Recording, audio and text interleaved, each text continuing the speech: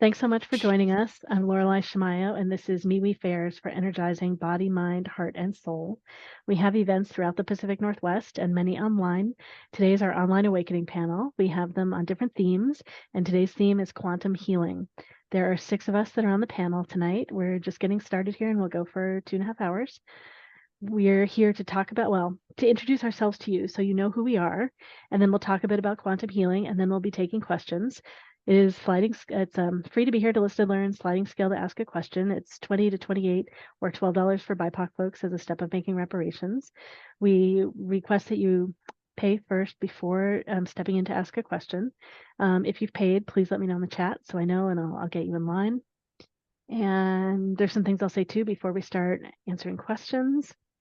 And there was something else I was going to say, and we're just kind of getting back in the swing of running these panels again as we're heading into the fall. So just getting all the tracks right back in my brain of how I do all this.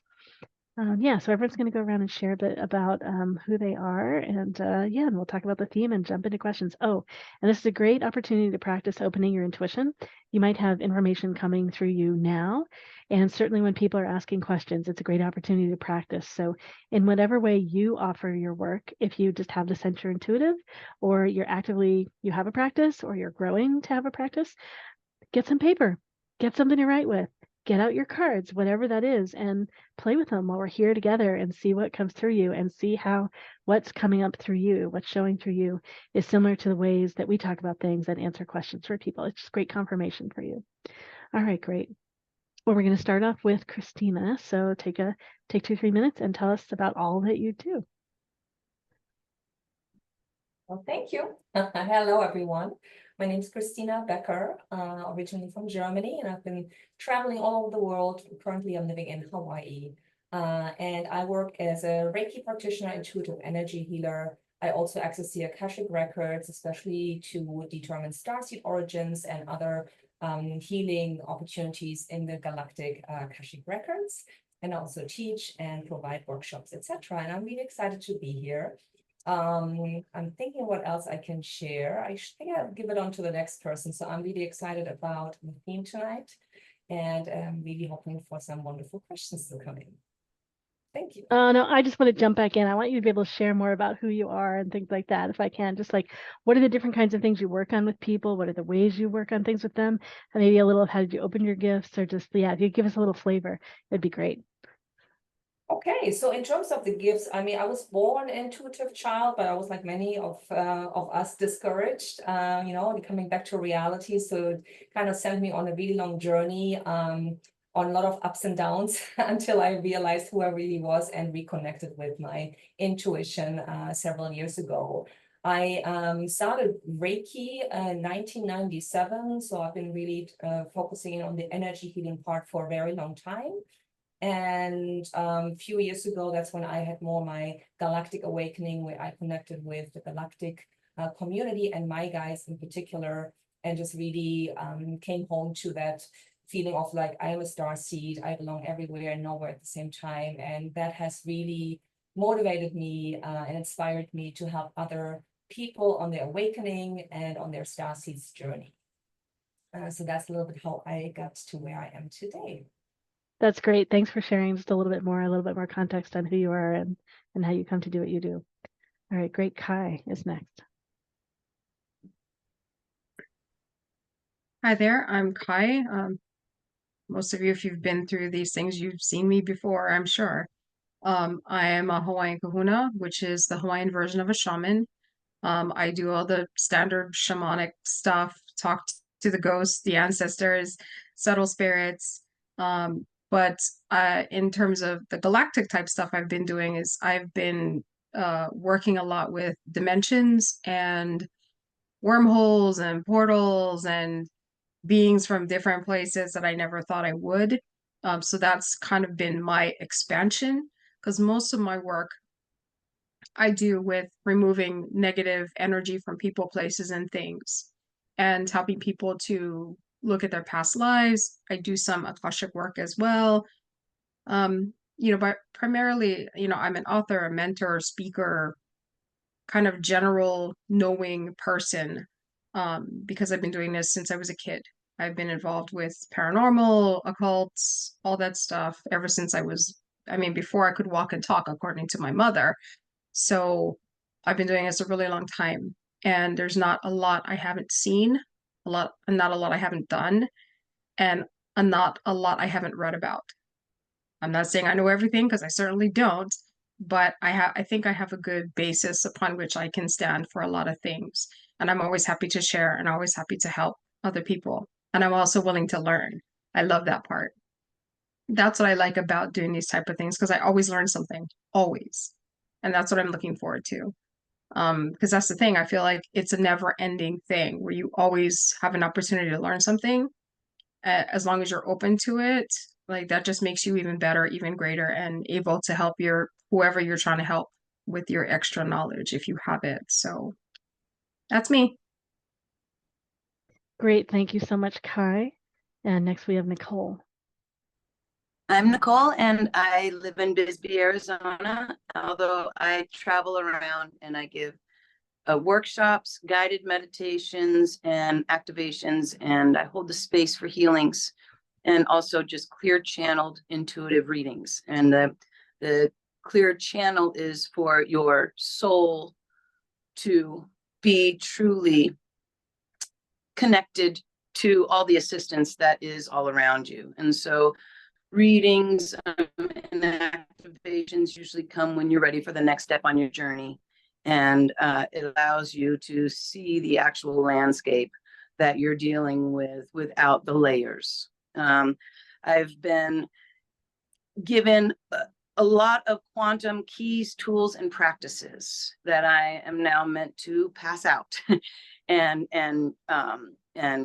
bring people through how to use them and how to hone in their own tools that become practices that will allow us to expand into that multidimensional reality that we already are living in, yet we need to integrate our comprehension in order to realize that multidimensionality is very fluid, very freeing, and yet it does invite a lot of energies in. And that's something where we can see ourselves as new to it. And so these keys, tools, and practices have been invaluable definitely for me and everyone that I've been able to share them with and practice them with, because ultimately we will be having mutually beneficial energetic exchanges in the near future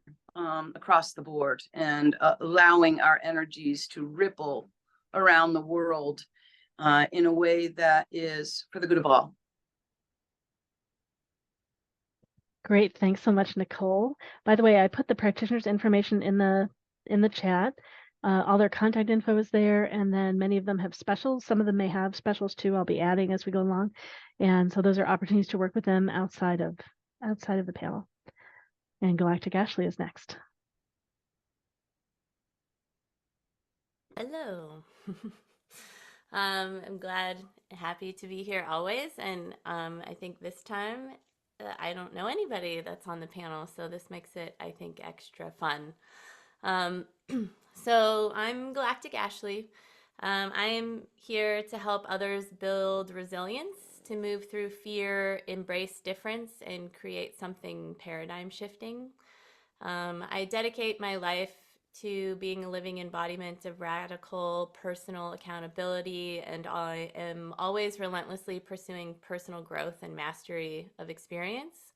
And it's from these experiences that I hold a clean, integral, and safe space from which I teach and channel so that we may all explore our belief systems and feel the sense of safety and therapeutic presence when we are inviting in all of the parts of ourselves so that we can all be divinely held. And I'm a really big believer in exploring belief systems. One of my passions is teaching, and my next course starts on October 9th, and it's called Sovereignty and the Sacred Art of Channeling. And I also do one-on-one sessions like a lot of other people here.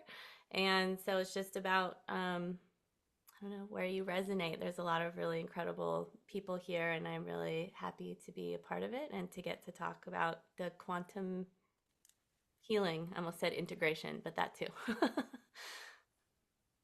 Great. Thanks so much, Galactic Ashley. And Galactic Ashley's been doing events with us for a number of years.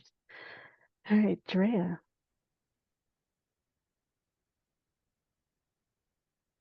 Hello, I'm Drea. I am doing a panel here for the second time, I believe. And yes, Lorelai's confirming I've done 2 panels so far. And I am someone who does tarot, intuitive energy readings, and intuitive energy healing. And like most people, I have always had intuition, but I just decided to really start paying attention to it. And once I started doing that, things really started to open up for me. I started to be able to, you know, knowing certain things would happen. And it's like, go take a certain route to work or not to take a certain route to work. So those kinds of things really opened up to me, along with stronger connections to my ancestors and their guidance. So it's been a journey, and I'm really enjoying it. And I started my practice to help others with that as well, because I believe that we all have the ability to open up our intuition and help ourselves in a way that we're told is unconventional, but is really something that would help us tremendously, because I know how it's helped me. Great. Thanks so much. Yeah, Drea is newer in the community, and we're excited to have you here. It's great that we're all growing and growing more of each other. All right. And I'm Lorelai Shmayo. I'm an intuitive eye reader, body psychology coach, and matchmaker. I read your eyes, read your soul, and I answer questions about your soul, your purpose, your lessons, your pathway, career path, relationships that you're in. If you show me photos of other people in your life, my dog is wanting to participate. And I also love to use my work for matchmaking to help you find a soulmate. I believe that we all read eyes all the time. I can see that when I look at your exes. We are all really good usually at choosing the same eyes over and over again, and the same relationship problems over and over again. So there's a way that we're all picking up so much information in each other's eyes and really in our energy fields. We are so aware of energy. Some people are very aware they are and others are not. We are all doing this. And so I recognize what's happening in your energy system, in your eyes, through your body, through the space between your words. I don't know what that is besides energy, like tonality, all these different kinds of things. And I help you realize what's happening for you and recognize the tools that you have, help you be more aware of how you can use the tools that you have to shift and navigate, to focus on new things, to make different choices, all kinds of things like that. That's what I'm about. You can find out more about what I do at intuitiveeyereading.com, and the archetypes that I read in people's eyes, the archetypes I use to describe what I see, and thrivetypes.com. And I'm excited to be here running all of MeWe Fairs and doing the panels together with these great colleagues and great audience. We have other colleagues in the audience too. All right, great. Well, so the theme today is quantum healing. I'm trying to remember, how did this panel theme emerge? Did it come out of a conversation with you, Christina, or did it appear somewhere? And it probably just in between all the conversations and everything, this appeared as something that would probably be good to do, right? I'm open, I'm picking things up. And so, like, what is quantum healing? Why did we want to come on a panel about quantum healing? I certainly asked some people, and that's why they showed up.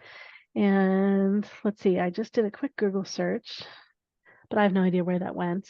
There is someone that evidently coined the phrase, but then what does it mean? What does it mean to, there are all different kinds of ways of thinking about it. And like, what does quantum mean? And healing, right? Healing is controversial, healing and wholing. I think of reclaiming our wholeness. So we'll just go around in the same order. If you've got stuff to share, please go ahead and share. And if not, we'll go on, and we can just kind of ping off each other and talk a little about what this is. And yeah, it's great. Yeah, it might have been Joe Dispenza. Not sure who it was, so we can look that up again too. I'm gonna go check and see why my dog is barking to get my attention. And so go ahead, start off, Christina, talking about what is quantum healing. And don't worry about, what does quantum healing mean to you? Why is it important to us? How does it show up in your work? Just any of those things. I'm great with whatever we want to share.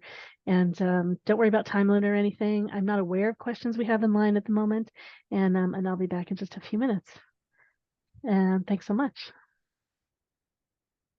Right, and thank you, Lorelei. And that was actually the question I had to you too, like, what's their specific focus for today? Because quantum healing means so many things to many different people. And so even looking it up, there's a lot of more scientifically guided explanations on the web. For me, quantum healing is really where we're entering a space of where we want to heal that is, well, it's basically beyond time and space. Where we can heal into the past, into the future, into the current on all different dimensions. Now, in my own personal professional journey, I started out actually more in the physical realm. I am also a nutritionist, and so initially I worked with a lot of people on physical healing through food and lifestyle, which of course is still very important because we do need to take really good care of this human vessel that we're in. But after a few years, I recognized, that's not enough. We need to go deeper and further. And so that's when I started bringing in the mental piece, like what are our beliefs around things? What are the stories we tell ourselves? And from there, of course, the journey then goes deeper into the emotional realm, healing trauma, even from this lifetime. And so the more I work with people, the more I felt there's more and more pieces, there's something missing. And so finally, I also brought in that energy healing piece, where then with most of my clients, I feel the energy healing or quantum healing really goes where that person needs healing the most. That can be currently, it could be in this lifetime, and can be in past lives on this planet or beyond, on other planets and other civilizations and in other dimensions. And I often find that the guides of my clients usually are the ones that know exactly where we need to go. And I call them in to support, whether it is my client's higher self, their guides, their guardian angels, other galactic family members, angels, master teachers, etc. And so with that, we can often go to the deeply ingrained, maybe hurts and traumas, and heal them at the root cause. And with that, we create that ripple effect that then also comes to the present moment experience.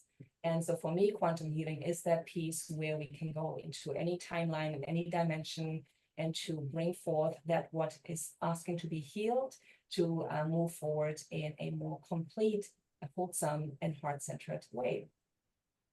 And with that, I'll hand it over to whoever was the next person in line. And I think Kai's next. I was like, was that me? I couldn't remember if it was me or if it was Nicole. Okay. Well, actually, I agree a lot with what Christina said. And in terms of like the scope of it, I think quantum healing just in general encompasses just about everything in terms of, we're used to having a very limited view of what healing is, how it can happen, the different options that we have in terms of healing. And I think quantum actually just kind of blows that out of the water and says, oh, no, there's thousands of ways to get where you want to go.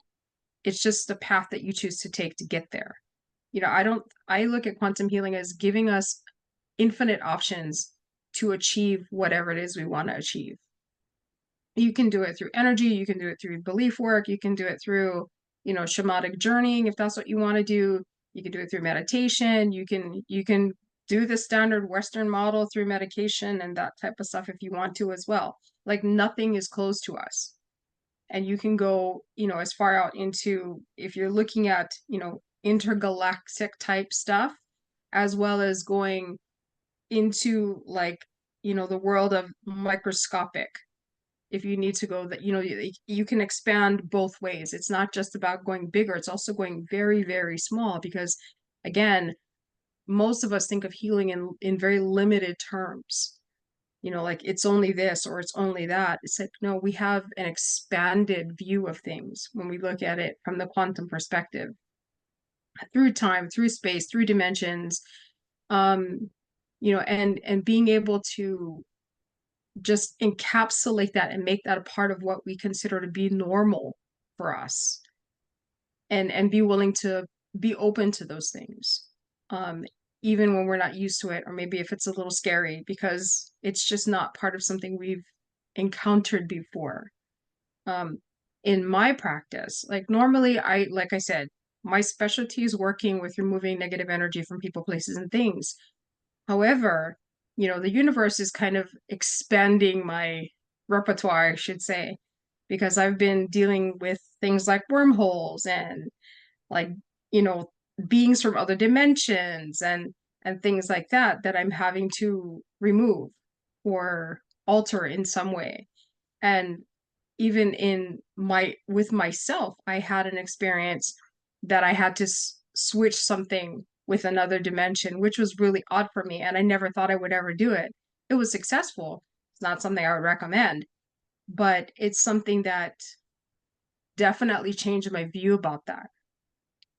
And we have to look at, all the different aspects of us is far greater than just what we physically have. Like we have different dimensions of us on this plane of existence, and it all matters and it all plays its part.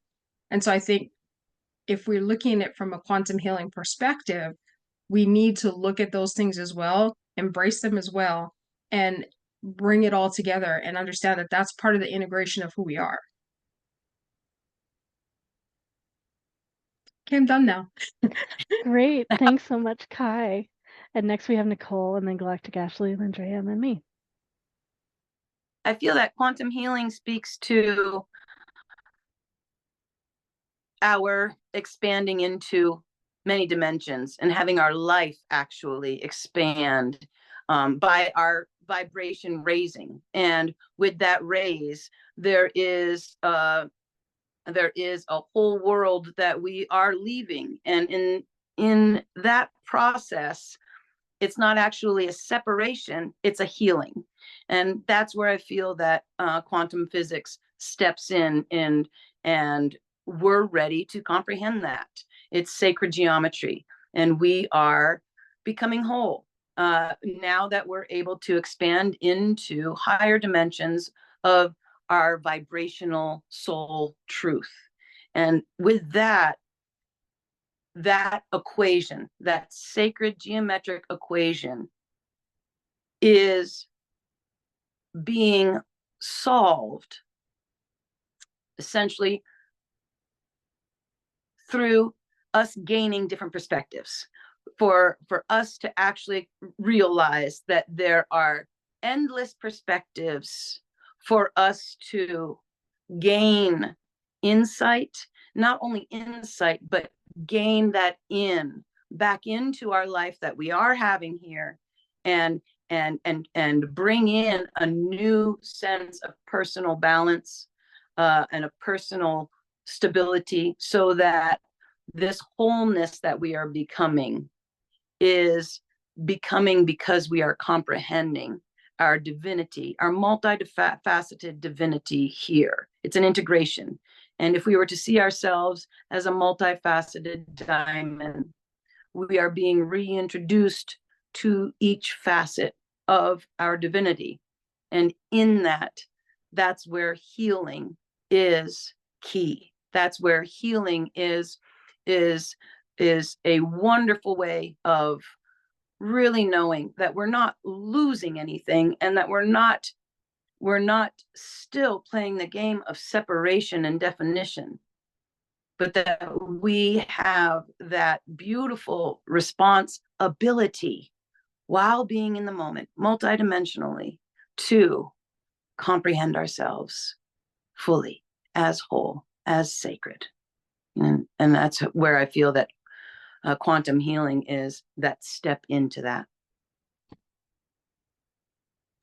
It's great. And I love how talking about this is quantum healing itself. So Galactic Ashley. Okay, so I think is my volume better? Sorry, I heard it was low. So when I think of quantum healing, I think of quantum mechanics, I'm not a physicist, so I'm not gonna deep dive into that because I don't necessarily have the academic background to do so. However, what I do know is that what we are working with in this sort of quantum non-space time that we are in is, yes, we can exist outside of time and space, but I like to look at the quantum field as more like quantum integration, because to me, we are not on our ascension path, yet we are. We're really with the earth on her ascension path. And so what's happening is that things are kind of accelerating. And so what the beings usually talk about is that what we're having to do is we're having to kind of embody this no space time, and we have all of these opportunities that are here that are available. And at the same time, we have to recognize that within our field, we also have a human body and there's an ego.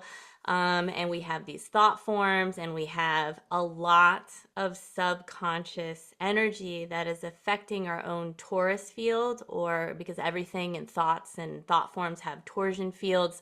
So there's these sort of quantum spin of particles that is like around everything, which gives it life and gives it something that is tangible even when we are existing beyond the body. So when we're in this space, the healing part to me comes from understanding that we can consciously, super consciously, we can be working with our higher selves, we can be connected out here. And at the same time, the way that the quantum field works is it's also reading the quantum archive, which is located in our DNA. It's also reading every experience that we've ever had in this particular lifetime, and everything that is buried, known and unknown in our subconscious. And those energies are rising up, and those energies are coming out of our field with our consciousness when we are consciously trying to co-create or quote unquote manifest something in this dimensional realm. So to me, the healing comes from when we notice or can have the awareness that something isn't working or something isn't quite right, because then that gives us the opportunity to look into the subconscious and to do the shadow work or to do the deep dive to figure out what is inside of me that is creating discord in my energy, in my torsion field. What is in my own matrix that is being shown to me that I could love in order to heal it, in order to let it have a proper octave, let it have its voice, so that I can sort of retune my instrument like constantly while we are sort of shifting through this massive space time continuum on this, in this giant earth consciousness, because we're really on her timeline. We have these earth bodies that are here for the ascension of this planet, and of course our souls are going to benefit from that, and we bring our own souls remembrances and gifts to this body to help support that. And in the spirit of reciprocity, our souls will receive an experience that then we can apply elsewhere at some other time, or choose to return here. So to me, when we're working sort of in the quantum field of energy and having awareness, then there is quantum healing that is available. And I think the beauty of being here at this time is that things are moving really quickly, and this is an opportunity. And I think that there are a lot of people that come here that choose to bring gifts and remembrances to help support or kind of re-wake up our other human counterparts that are here that may be, you know, another lifetime or something. Like, we're all here for reasons to wake ourselves up, to wake other people up. Animals are waking us up. Like, we're all kind of waking up. And I don't mean like, you know, it's just gotten so overused, like waking up and I'm more awake than you're awake. It's not really about that. We're just sort of constantly in conversation with everything that is going on around us, and we always have the opportunity to heal, is always available. And I think that's the beautiful thing, and that healing can come from anywhere and everywhere, and it's always right there if we'll allow ourselves to see it. Great. I'm going to jump in. I still don't think of this as my specialty, so I'm going to kind of come at this from some different angles. I appreciate all the different ways that you all share and just the languages that you all use and how you talk about your work and what this is. So first, I'd just talk a little about healing. So I know the word healing sometimes can be controversial. I think of it as reclaiming our wholeness, that we really are all whole, we're all connected, and through past lives, through our entry into this life, the environment, the genetics of the body that we're in, all these things in many ways have us like shut down or throw parts away or hide them or all those kinds of things. And our journey is reclaiming our wholeness. And so really that's to me what healing is. And like as Galactic Ashley was just saying, it's here, it's everywhere. The opportunity for it is always here. And I think of it as an onion and peeling an onion, and there's just always more of my wholeness that I can, right? Blocks that I can peel off and more of my wholeness that I can embrace. That opportunity is here. And sometimes it's helpful to do it with others and do it with other tools and we don't know how to just like let go and open and merge. And so to me, that's the healing and holding. And then, well, I mentioned in the chat earlier one description, and I guess this is just someone's website. They said the quantum healing term might be coined by Deepak Chopra to describe how our thoughts, beliefs, and attitudes affect the way we experience illness and health in our lives. And according to this principle, our consciousness does not control just the function of our brain and nervous system. So our consciousness is bigger, right? The energy of who we are, the spirit of who we are is bigger than that. And the word quantum, right, gotten so popular. So I just poke around and look up definitions and things like that. And one of the definitions of quantum that I like is a required or allowed amount. And I think of it as the smallest, I think of it as like the smallest effective amount. And it could be on this physical plane in a very small amount that does the job, or in a very like kind of spacious, so subtle way, that is effective, that does the job, or that is impactful, that allows me to peel a layer or part of a layer. And so many ways to do this. And it's, so I think it's the awareness of the so subtle,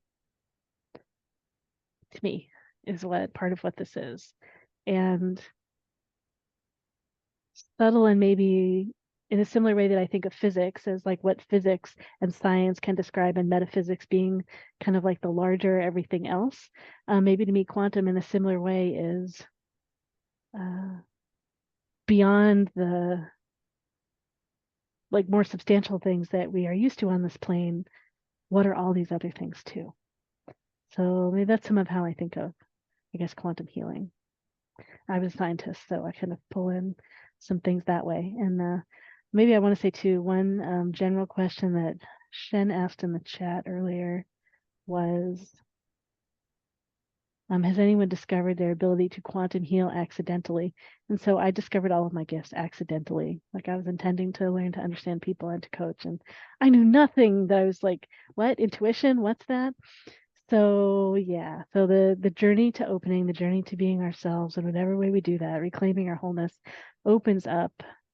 We have to embrace these things in order to do that, and we end up discovering gifts along the way of doing that, is my belief.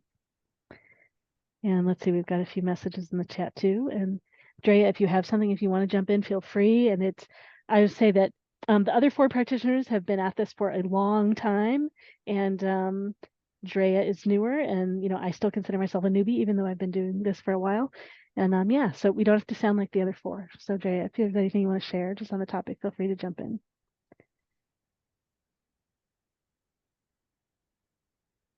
Well, I don't really have much to say because I'm not really someone versed in quantum healing, but to me, when I think about it, I would say it's healing from, trauma or, illness and all those things on a physical, mental, and spiritual level. I believe mind, body, soul are all connected. And it's important to take care of all aspects of ourselves, and being someone who's metaphysical, in the metaphysical space like this, I feel that it's important to incorporate metaphysics with things like Reiki healing, meditation, ancestral veneration and healing and all those types of things, along with, any physical treatment and professional mental health treatment that one person might seek. So that's my simple take on it. That's great. It's great. Yeah, thanks so much. So one general question, and attendees, if you have some general questions, feel free to ask. That's great. Monica asked, she's interested in how quantum healing can be effective in trauma recovery and releasing deep-seated energy blocks. And yeah, I think super effective in all these kinds of things. Yeah, and the practitioners on the panel, anything you want to share about that? Used for healing trauma, for trauma recovery and releasing deep-seated energy blocks. I can say some things. um, so it's interesting. I think I keep getting stuck on calling it quantum healing because everything to me is quantum. Like, so like it's healing. So if we're interested in how we can heal trauma, like, and recovering trauma, like, because we are part of the quantum field, so it's there's no separation, but it's okay because who am I to argue with Deepak Chopra? I'm not gonna do it. I think it's brilliant, and it's been brought online, and we're all talking about it. Again, I feel like I like Yeshua came in one time some time ago and was like, we are the whole holy ones, right? But he kept the W, so it was like holy instead of like HOLY, it was like W in parentheses, like holy. So, the human is so stuck on, I mean, we can be massively messed up. I'm the first to say, like, even in my body, that things are just like, I've been doing a very deep dive for a very long time, reclaiming body sovereignty in my body to get things to sort of like run properly. And what I find that is so beautiful about the process is that we are so resilient. And sometimes our resiliency can work almost a little bit against us, that we don't maybe notice that something might be out of alignment. And especially those of us that have massive trauma loads that we're carrying around in our bodies, we can maybe feel like something can feel like normal to us, and it's not not normal, right? But this is where our resiliency comes in. And then being able to move through the trauma load, like there's beauty and there's courage and there's messiness in it. But in that process, we get to really look at belief systems. And to me, belief systems are a massive governing body that either magnetizes or pushes away, whether we're conscious of it or not, and is really sort of constructing our torus fields, which are our energy fields. So if you're like, what the hell is a torus field? It comes from our heart. It spins around us. It looks like these opposite donuts that are sort of like coming together. And if you believe in the chakra system, it is connected to that. It is connected to the nadis. It is connected to like all of those energy systems that are ancient, that are here. They're all true. And it's all connected to this torus field. And so the beautiful thing and how I like to work with it is to, you can go into a meditation and enter into the 0 point energy, which is like that donut lines up with the donut of the earth, which lines up with the donut of the sun, which lines up with the donut of the universe, until we get into this beautifully, perfectly aligned spinning torus field with all of space and time. And then it's quiet. And in that space, there is no thing that is preventing you from something. And that is the space that you breathe your most aligned truth and breath in, to sort of create what it is that you want while or truly desire.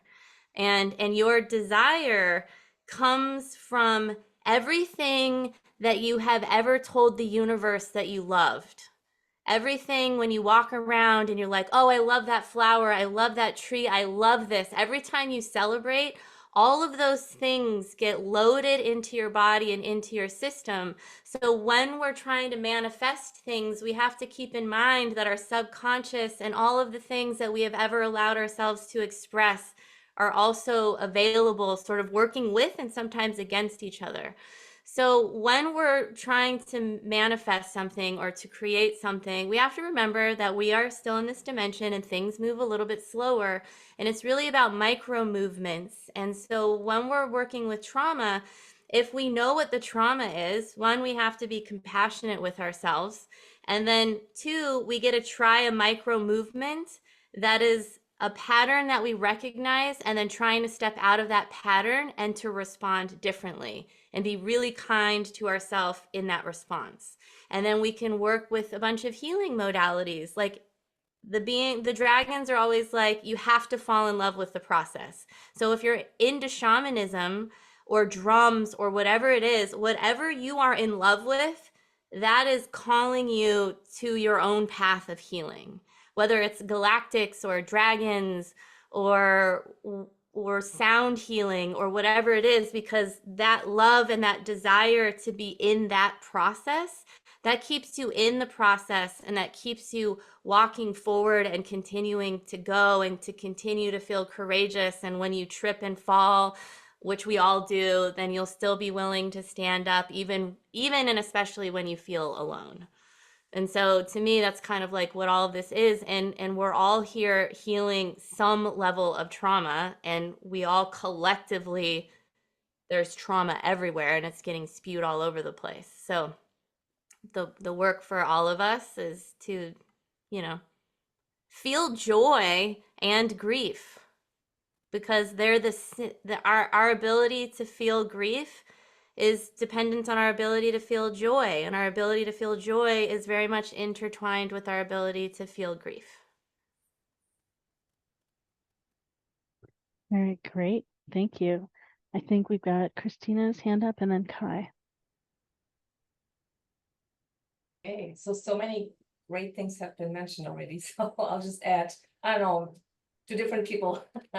The first thing I want to say, I also read online that Deepak coined, but he didn't coin the term. I think we can be very clear the word quantum has been around forever, and it's not a new thing that was invented by somebody recently. But I think quantum in itself, for me, it also means just everything is connected. There's just no separation between us or anything, right? And if something happens here, it can be felt on the other side of the planet or the universe. So we're all connected energetically, we're all one, and we're connected this way. And that's also why there is really no past, present, or future. But of course, for our human mind and us living in the 3D-ish world, these concepts can be very hard to grasp and explain.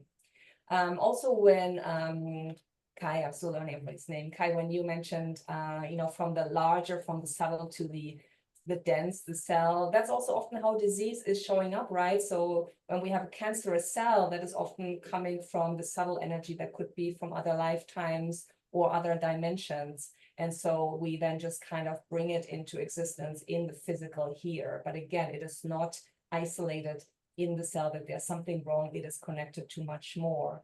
And I think most of the people that do healing are trying to nowadays certainly go beyond what we see in this moment. And we're looking for the root causes of what is showing up for us now. And so I think the question was about healing trauma and more like, but it's about, when you're thinking about it from a quantum perspective, you can go back to the moment the initial trauma occurred and bring healing or wisdom to that moment, which then again with a ripple effect will affect the trauma or heal it or clarify it for the current moment. So I think that is important. The other thing I wanted to mention, we're talking about healing a lot, and of course, many different definitions. I agree with the word whole, and I would say we are always whole. We're never broken, even if we have trauma and pain and a lot of these things, we're always whole. And I find healing has a lot to do also with coming into alignment with who we truly are. And I do meet a lot of people that are like making their full-time job to do all kinds of healing, and that's wonderful. But I also want to say, you know, we'll never be fully 100% healed because we're not broken, and many of the things we experience are also by our choice, so we can have certain lessons that we're learning. So I always advise or like recommend to my clients, whenever something pops up that is asking to be looked at, that's when we can bring our healing attentions to it. But we don't need to feel like, when am I done healing? I've done all of this and energy and our cleansing, I'm still. And I think we need to always bring it back to a lot of self-compassion and self-love, and knowing that we are exactly where we need to be. And the healing, clearing tools will be presented when we need them. Okay, thank you. Great, thank you, Christina. Kai?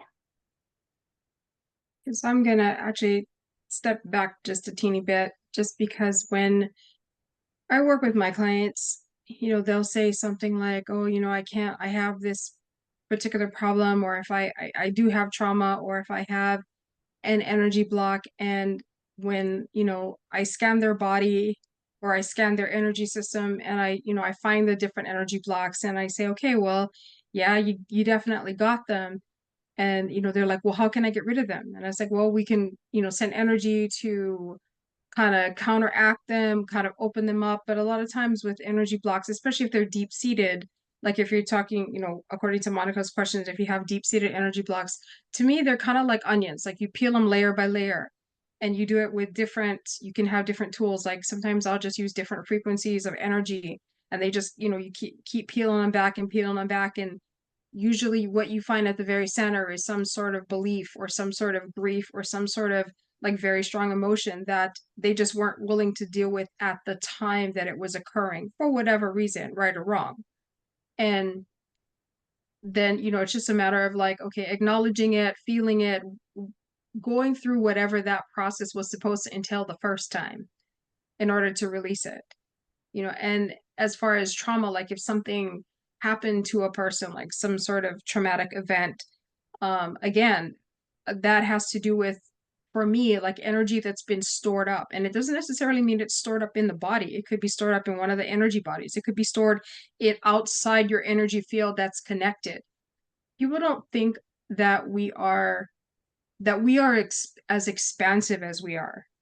You know, people don't realize that, yeah, like I snap my fingers here, and like somewhere across the world, I've changed the energy. They don't think like that. Everybody's very insular in their thinking.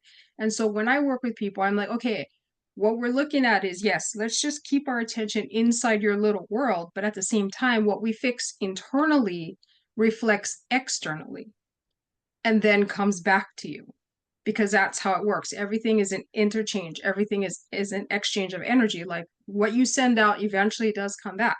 It's just a matter of time. And so when you're looking at in terms of quantum, sometimes people are like, that's just too big a concept to conceptualize. And I'm like, okay, well, let's just keep it simple. Like, what is it that you're trying to deal with? Like, for instance, you know, when I went through this whole shadow work process, to a certain degree, it was really traumatic for me. But at the same time, my guys were like, okay, write all this stuff down so that you can kind of at least give somebody else a roadmap to follow you. And so I did.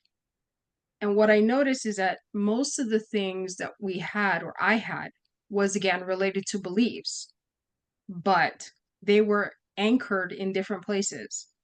Some of it was anchored in my body. Some of it was anchored in my energy bodies. Some of it was anchored with my ancestors. Some of it was anchored in a past life. And so those are the three main things that I looked at, and I found all kinds of stuff. So when I work with my clients, these are the places where I personally start with them, just so that they have something, a conceptual thing that they can grasp onto, versus like this other piece of your soul that you've been that you've literally, that you're connected to, but you've divorced yourself from, is actually sitting in another dimension. Like most people can't conceptualize that. They're like, I don't get that. Like that doesn't make sense to me. But when I tell them, you know, yeah, there's a piece of you that's kind of hanging out, let's just call it back. And then they go, oh, okay. So if that helps in terms of, you know, quantum healing, like just look at it in a smaller sense. There's a bigger picture here, but you don't have to look at everything all at once. Just look at what you can handle, look at what you can grasp, and then expand as you can. And that's usually how that works with me and my clients. It's like, let's start small and then we'll get bigger and we'll expand out and we'll go as far as we need to go, but let's just start here.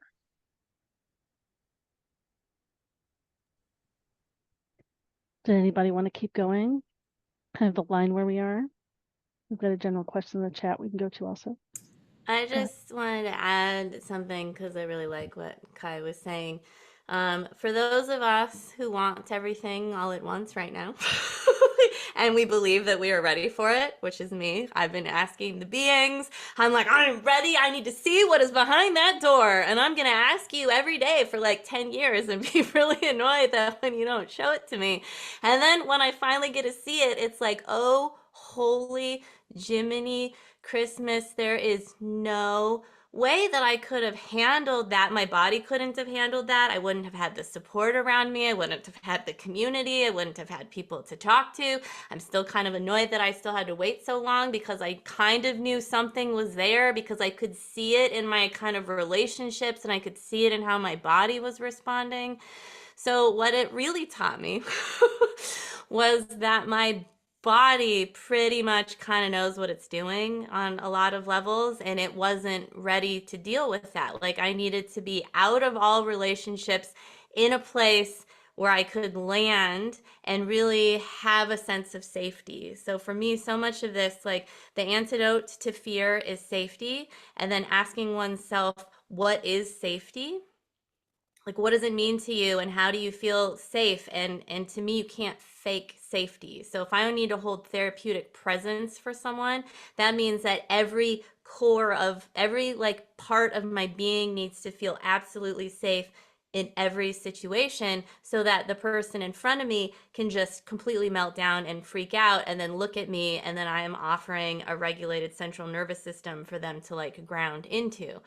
And so, but my point is that yes, little layer by little layer, because as quantum as we all are, these bodies can only be as quantum as they can be without, you know, getting thrown into a healing crisis. I'm sure a lot of people have been thrown into healing crises, and then have gone through them, and they're really tough. And that's one of the things that I always tell the beings and the guides, like, I only want to like move through as much energy as this person can safely embody. And I would also like you to know that this person is working 70 hours a week, right? So maybe at this time we can't remove or move over a whole bunch of past lifetimes and do all of this work and activations and things. So I like to like really just for my own self and for clients and just as an offering to all of you whenever we're healing and working on this stuff, like to always ask like, what can I integrate? Because we're also living these kind of, I don't want to say ridiculous lives, but all of this work, especially in like the Western world, there's like so much stuff happening that it's hard to like, how do you allow I was just talking to somebody about this today on a podcast. Like it's about inviting the divine into your life and making room for it in your field, even if you have toddlers and barely have 2 seconds to pee for yourself and are also working a full-time job. Because I was talking to a friend, I'm like, it's hard to make money. I called it the 3 M's. I'm like, to be a millionaire, a mom, and a mystic. Like, how do you do all of that at once? You don't get to just go out into the sticks and be in silence anymore. Like, we're here to like be these modern mystics and to move through all of these things and like live this life and also be spiritual, because there is no separation, and it's still hard to put those things together. So it's just compassion for all, and everything all at once might not always be in the best interest. And so trust in the divine timing and the divine order and your bodies, because the bodies are really hustling down here and trying to like kind of make these, just integrate all of this stuff. All right, same question of, is there something someone else wants to share about where we have been? Or I was like, nothing is leaping up. I want to go back to a general question in the chat from Daniel. Said in a real way, meant in a real way to help us better define what healing is not considered quantum healing. So on one hand, everything is, that's part of what we're saying. And then I would say like something like, literally, like take a Band-Aid. A Band-Aid, it's more than really is needed often. It's not, like simply its presence might provide some safety and some comfort and maybe protection from other energy or a physical object. And that part, it feels like quantum healing. But the Band-Aid itself over the wound, to me, really isn't. So like the subtle things around it might be, but not as much the physical object in that case.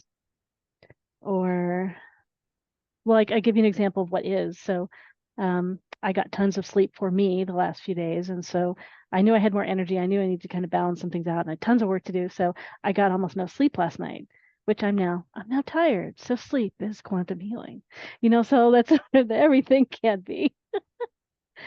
So anyone, other examples of like, what would you say is not or less of quantum healing? I mean, certain things are wounding and not healing or reclaiming wholeness, but things that are intended to be healing and that are not. Go ahead, Kai. I don't know. I think my philosophy on that has always been that if it's truly healing, like you are solving some sort of issue, whether mental, physical, spiritual, whatever it is, that there is, a marked difference in who you were before versus who you are now, and it's an improvement, then I think that, that for me, that will qualify as a healing. And therefore it's just because of the nature and positivity and energy of healing, that automatically puts it in the quantum category, technically. I don't, to me, it's like something that would be considered not healing would actually be, for me, I would consider it to be something that's actually detrimental. So in other words, it would be like someone who does, the spiritual bypassing type thing, or, a mentor that is telling you things that actually puts you down. Or, the thing where they do like, well, if your vibration were higher, then you wouldn't have this issue kind of stuff. Like to me, that's like a backhanded thing that's not that, on the surface is like, oh, I'm telling you this for your own good so that you can heal, so that you can progress. But it's actually like, a backhanded slap kind of deal. And I That want for to me would. I just Go want to ahead. jump in and mention those things might still be quantum. They're just not healing. That's possible, but I don't, to me, I look at it like healing, just if it falls into the category of healing, that means it is positive, it's helping, it's moving a person forward. Anything that is going in the opposite direction is not healing. And it may indeed be quantum, because I think quantum encompasses everything. But as far as healing per se, it's going in a particular direction, is my thought. And part of where I was coming at that is if someone says something that's maybe not directly negative, but has a negative energy to it, the energetic impact is the quantum, is kind of what I was playing with. It's just, again, not healing, No, right? Not in the reclaiming of wholeness. Yeah, no, that's entirely possible. That's like, like I said, sometimes mentors do the thing where they say, well, if your vibration were higher, then this kind of thing wouldn't happen to you. And I'm like, well, duh, that's why we're working on it. Right. So Yeah. So shaming plays at quantum energy levels, and it's not healing. Yeah. Inauthenticity. That's what I think also right now. If it's inauthentic, then it could still be found in the quantum field, but it is definitely not healing, and it is definitely something that is causing a vibration that, again, the effects ripple so far that an inauthentic vibration that's incredibly irresponsible of the energy being that it came from. And it will come back around. It may even cause harm. Yeah, right. So that inauthentic vibration could still be in the quantum field, because quantum is everything. Yet then we're dealing with some complexities that may even take us further away from the healthy perspectives of where we can heal and what needs to be healed.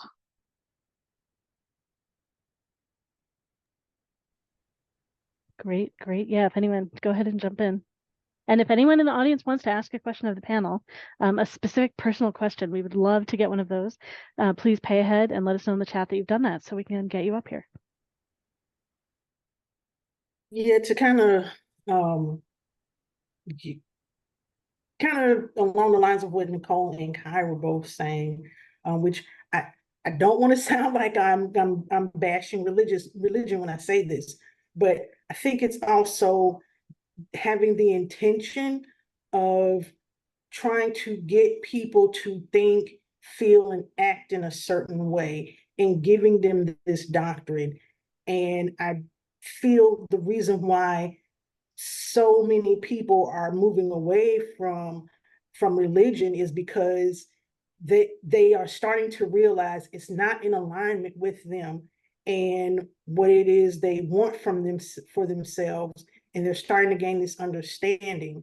So to insist that people live their life a certain way, believe certain things, do certain things, to me is for sure not healing, not healthy, not something that we should be, forcing upon anyone. So I believe that if we can just let people kind of find their way, but if they are asking for guidance, if they're asking for help and they come to you as a friend or a practitioner or mentor or whatever, meet them where they're at and do what you can to help them. But at the end of the day, you have to realize you can't force it on them. You can't make them believe what you believe and do what you think they should do.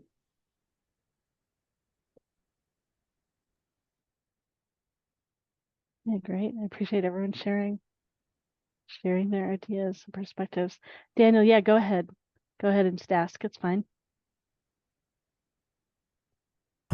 I'm not quite sure what my words are, but I'll try this.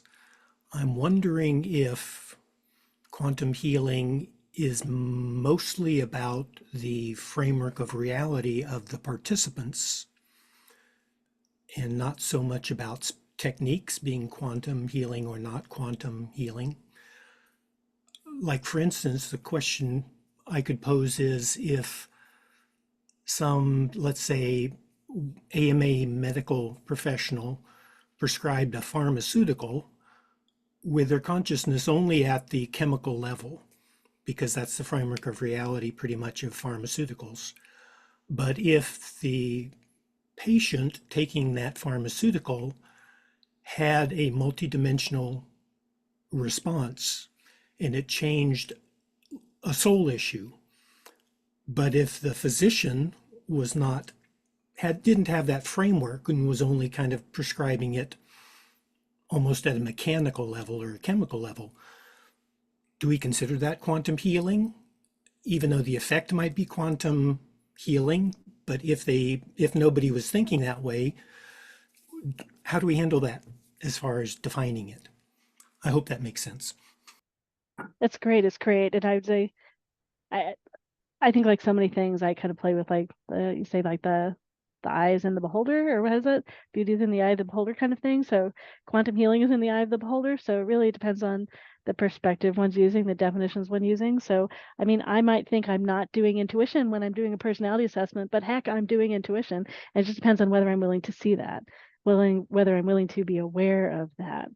So just like I said, I think a Band-Aid, generally, I don't think of it that way, although there are subtle impacts that it has, like I think it is a bandage. But okay, other people. Let's see, Christina's hands up and then Kai. Go ahead. Yeah, I think that was a wonderful question or example. I forgot what name the person who just asked that. That's Daniel. Daniel's one of our Yeah, practitioners too. He asks great questions like this. Yeah, and I think it just, I think we're all trying to kind of make sense of the terminology, but of course it's way beyond that. And I don't think any of us mean like the quantum healing is about certain techniques. We have techniques, but those are just in addition to everything else. So just an example, let's say a person has a hard time speaking up for themselves.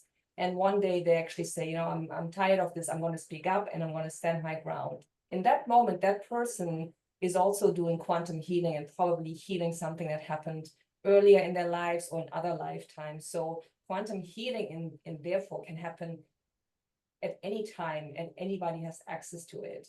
I think when people often feel like you have to go to a person, those are just wonderful extra tools and people that meet you with like more experience and healing intentions to help you along on your journey. But everybody has access to their own healing, innate healing abilities. So thank you for bringing that up into this conversation. I thought it was very, very important. Thank you. Let's go ahead, Kai. I think that the thing that struck me about the question was that about intent. Because when drugs are made, they are created with the intention to do certain things. When doctors prescribe medications, they are given with the intent to that it will function in a certain way for a certain purpose. And I think that that, to a certain degree, limits what it can do on purpose, because doctors want it to do this, but not that, right? And that's the whole thing with the side effects. Like, well, let's try this to prevent that. So they work within very small parameters, whereas in quantum healing or quantum intent for healing, it's much bigger, much more expansive, and it hits many more levels, whether or not we are even conscious of them. Because, like, you know, just working on somebody with Reiki, like it can hit mental, physical, emotional, it can hit, you know, past life, it can hit so many dimensions of things because the intent is just to provide the person with energy and let them do what they will with it. Whereas medications and an AMA doctor, that is not the case. They're giving you something specifically for something specific. So I think that that is the, I think that's the, for me, that would be like the difference between the two. Like quantum healing allows for expansion. It also allows for contraction, depending on whatever the person needs. But if you're talking from a strictly medical perspective with medications, there is a limited area that they are targeting with that.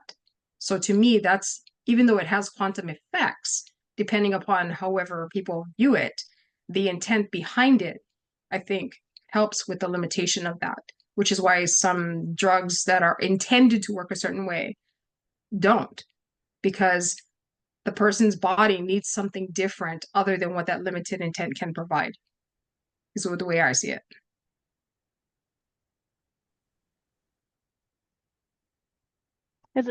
Say even if something is, and maybe this is included in what some others have said, if something is created and provided with a certain intention that might be in alignment with the way we're talking about quantum healing, and the recipient is not open, they can have blocks, just like we can do filters. There's all kinds of things we can do to prevent things. So it could have the intention, and that intention isn't fully able to manifest at that time, at that moment, in that way with that person. Or yeah, no, that's right. Because that's like when I work on somebody, like I'm giving energy to somebody, they can absolutely reject it. Even though they say, oh yeah, I want help. But if their energy system rejects it, like, okay. And similarly, if they come in saying they want this and they're open to this, whether or not they know they're open and they're only subconsciously open, this may all happen in addition to this. Yeah. Yep. Go ahead, Christina. Yeah, this is also another really important point. So I do train people in Reiki. And one of the things I kind of like harp on all the time is the importance of asking permission. So I do not work with anybody, whether it is giving a reading or a healing session, without asking them permission. And I also usually have like a previous conversation with their higher self and say, my intention is here to help this person with whatever they need. Please just take whatever is right for them at this moment. So I think the asking permission is also important. Plus, if somebody asks me and I say, yes, I'm already taking part in the healing process, which I think makes it more effective. So thank you.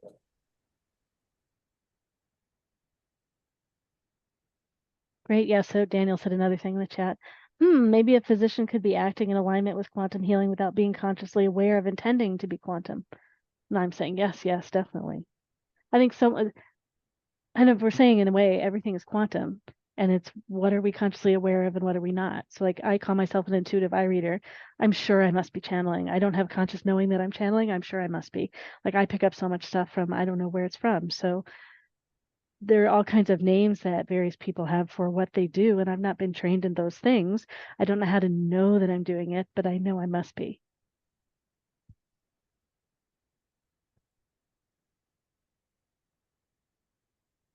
Yeah, and again, any practitioner want to say anything else about this? And those of you in the audience, we'd love to answer a question. It's great if you ask us a personal question, just like you would sitting for a private session, in exchange for doing it in public with the group that is here and for allowing it to be recorded and shared with the world. You get answers from maybe all 6 of us on the panel. They're generally shorter answers. They're usually more like 3 minutes for each of us. And since we don't have a bunch of questions in line, it might be longer answers. So it's a great opportunity to get answers from us on really anything that you want. It does not have to be specifically on quantum healing. Since we're saying everything is quantum healing, whatever it is we're offering will be quantum healing. And we'd love to chat with you and be of service to you. It's a great opportunity for us to share what we do and to be of service to you and to allow everyone else to get some experience of that and do things like practice opening their gifts. So if someone does want to ask us a question, again, it is sliding scale, generally 20 to 28 or $12 for BIPOC folks. And I'll put the information in the chat again too. So you could pay PayPal or Venmo. Please do pay before jumping in to ask a question. And you can ask 3 questions together and we will play with how we answer them. And just let us know if you've paid. I haven't noticed anyone's paid yet, so I don't think anyone's in line. So we can continue to talk about the theme a bit. You can continue to ask us more general questions, and if we don't have questions, we might end early tonight, but yeah, this is great. And panelists, if there's some way that you want to take the subject and you want to send us in a direction, feel free. We're all together here and we get to play together. So whatever you all want to do. And we can ask each other questions on the panel too. So all this stuff's possible. So Daniel says something, yeah, unless it's a physician. Oh, That was just me being a dork. that was It's you. fine. Okay, being silly. Yeah, starting. Oh, physics, physician. Yeah, right. Oh, but yeah, it's funny how quantum is like small and so big. Kind of we use it in society as kind of the opposite meanings in that way too.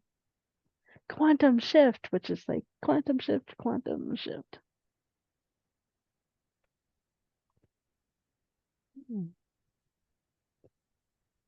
But to some extent, panelists or people that might be on the panel were like, well, what is quantum healing? What would well, we hadn't really defined it. Yeah, so it's everything. It can be any of those things. So we put together a panel of great people to be together. So Shen mentions or asks, the better you are condition, the better you're healing. So meaning like, let's see, who was saying, maybe Galactic Ashley was speaking to this a little bit before of like ideally being such a, and Galactic Ashley, these aren't your words, but like being such a stable ground, so much safety and availability to be a loving presence for someone going through something so big. I think the more that we're integrated, the more that we embrace our wholeness.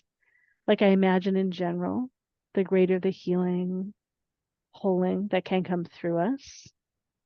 Maybe not always true. Sometimes things come through us we don't realize, right? The universe uses us, in great ways.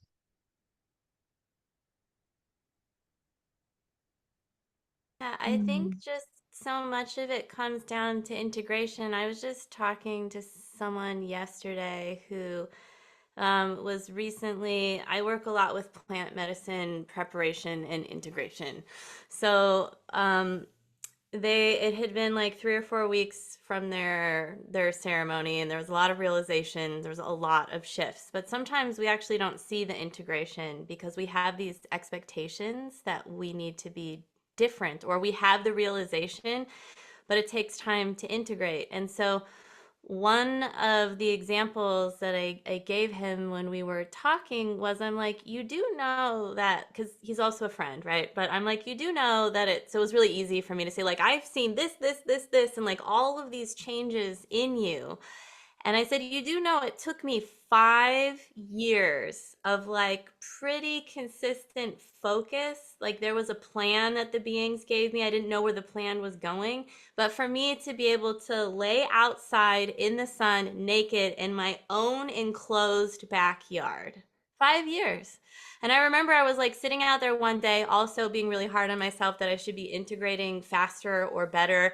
And the beings are like, what are you doing right now? I was like, I'm just sitting here in the sun. And they're like, but you're naked. And this was a whole process that we've been working on for like 5 years. So some of these things, depending on how deep the trauma is, can take a while. But if we can see that integration, I believe, is organic, if we put some focus to it and we allow ourselves to make these micro movements, then in time we can look back and be like, oh, wow, that was a lot. But when you're in it, you don't necessarily see the shift. And even before I could go outside, it was like, because I used to like sleep with like clothes like at night, because there was some part of me that thought something was going to happen and I needed to be able to sprint out of the bed and like be prepared for something. I don't know, a house fire or whatever it was. And so I started sleeping with like less and less clothes on at night. Like that was like a 3-year process. And then I started like, okay, going outside, and then, and then I would be like looking around everywhere because I'd swear somebody was going to walk in the backyard, until I could actually like just be with my body, like outdoors in nature by myself in a very secluded and safe space. And so he was like, oh, right, I forgot about that. Like, thank you. Because sometimes we're working with really big things, but we don't necessarily know the totality of the why or the what that we're working with. But now that I do know why that was so hard, I'm like, oh, like that was actually a really, really big deal. And so I just think that having compassion for ourselves in these processes while we're integrating, traumatized bodies absolutely can heal. Like that is the point and the purpose, and we all have that ability and that capability. And doing all of the work out here in the other fields is so helpful. It's really, really helpful. And then we make more space, which then means that we can get deeper into our body and then work in here as well, because it's all connected. But we also can't, because I see this sometimes where people are like, I want to heal these there's got to be past lives that are affecting this. And it's like, yes, I'm sure that they are. But if we heal these past lives, that doesn't automatically mean that then this is gone for you. But in some cases, we can heal a past life that died in some fiery accident on a bridge, and then you living in Portland with all these bridges might not have as much or any anxiety going across the bridges anymore. So that can also happen. But I think sometimes, I'm sure nobody here, but sometimes people are looking for a magic bullet, and there isn't one. But a lot of magic bullets really make a lot of differences, and then we can start seeing these things. Like I can officially kind of keep my house clean, and that was like a 20-year project, right? Because there was so much trauma like underneath all of that. And it's magic pill, magic bullet, whatever. Thank you. I'm not very good with those things. No, it's great. It's great. I think the self-compassion or Yeah. appreciation, I think that's part of integration. Yeah. Whereas if we are, and I think it's a subtle shaming ourselves or pushing Mhm. ourselves forward and believing like, oh, I should do more, I should be there faster. I think Yeah. that only holds us back and keeps us from being able to let the onion peels loosen. Yeah. Yeah. Go ahead, Christina. And I know Daniel has another question too in the chat. Yeah, I just want to answer Daniel's question. So I don't know what team you're referring to, but I do this a lot where I do tell my clients. I just want to read out his question so the people that are watching the video will know. So, have any of the panel tried to work in a therapeutic team for a client with another therapeutic professional or professionals who does not identify with quantum healing? Therapeutic co-management team. Okay, Christina. So yeah, so Daniel, I do this a lot because again, it takes a village, it takes a team. And oftentimes things come up where I'm like, oh, you would really benefit from seeing that type of provider or that type of healer, or even working with a therapist if things come up. I think it's really important for ethics to also refer out. And I sometimes even have people that I work with on the more subtle, higher frequencies. And I'm like, you would really benefit from seeing a shaman after this. Like, and I know that, and they're like, oh yeah, I've been thinking about it. So I think teamwork is key. So another good question. Yeah. Great, thank you. Yeah, anyone else want to answer that or share something else around this?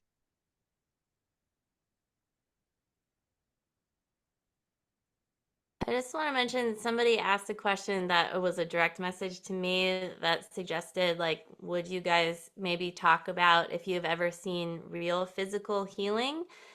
Because so many people do woo-woo stuff, but nothing tangible. Does that question make sense? Yeah, and I'd say the Like, person. yeah. No, I was just gonna say, I guess I'm not responding to this, but it's sort of like if you're maybe doing work in the outer field, like how it affects the physical body, maybe something like that. Yeah, someone here may have specific experience with that, and I know we have another practitioner that's newer in the community that was in a panel just a week or so ago, and he's been part of that a number of times, and he said sometimes the healing happens in minutes and sometimes the healing happens over a few days. So he has many experiences of that. Anyone on the panel want to speak to any of that? I can. I feel like that question actually still holds a lot of separation, and it would be the very belief system that is still in someone that prevents a healing from trickling into the physical presence, the physical body, and manifesting as the body being able to heal.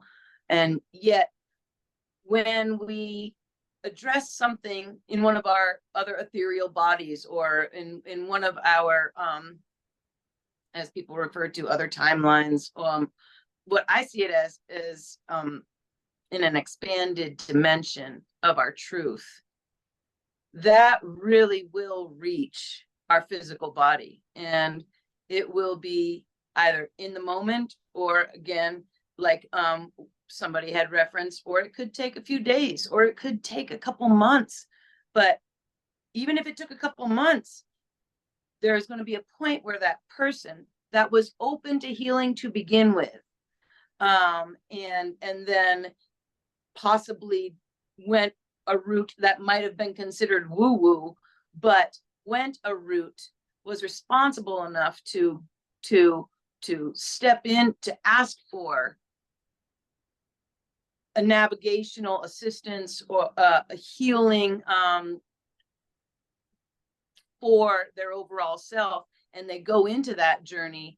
2 months later, they are able to look back and realize just what was healed, and it would end up endlessly being more than just the body. The body is the last thing, in many cases. In most cases, the physical body is the last thing to show its wear. What do you say? To show that beautiful magic, that healing can be considered magical, it can be considered divine, it can be considered an ethereal power that is within each and every one of our cells. And so if we stay closed to that, and are still looking for an alternative modality to show its effects on the body in a certain way, we'll never see it. But if we are open to the grace that is within each and every one of our cells, then that is acknowledging that the magic does have a true divine relationship with the cells of our body, the makeup of this physical presence. And in acknowledging that relationship through compassionate love, that healing is just as real as giving someone a hug, especially long enough for their physical insides to respond, for their vibration to raise and take them out of where they might have otherwise been, and they were looking for assistance to get out of that vibration or to be enlightened.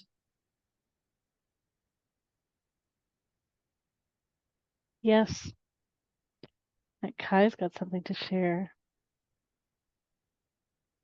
Yeah, I just want to tell a story about, in reference to what was written to Galactic Ashley. In 2006, I was invited to be a healer in the healer's tent at the local tribe's canoe journey that they have here in the Pacific Northwest.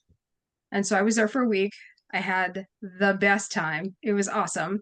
Just a tent full of healers and just people coming to, get pain relief because of, they were in canoes all day and killing themselves with their backs and their paddles and their arms and everything. But there was an older gentleman who came in. He's in his 70s, and he said, I need to come in. I need to get work done because I fell off the roof yesterday. And we're like, you're 70 years old. What are you doing on the roof? And he's like, well, I had stuff I had to do. And so he gets up on the table, and my friend and I work on him. And we worked on him for, I don't know, maybe a half an hour or something like that. It wasn't very long, honestly, in terms of just an energy healing session. And, he sits up on the table, and we're like, oh, how do you feel? And he's like, oh, I feel pretty good. And then he stands up off the table, and he just stands there. And my friend and I are like, are you okay? What's going on? And he goes, I have to tell you that was probably one of the greatest experiences of my life. And we're like, why? We just did some energy healing. What's the big deal? It's not uncommon for energy work to relieve pain. And he said, no, you don't understand. He's like, I have not been able to stand up straight from a sitting position since 1967. So just from that 30-minute session, he was able to stand up straight and walk out. That is what energy medicine can do.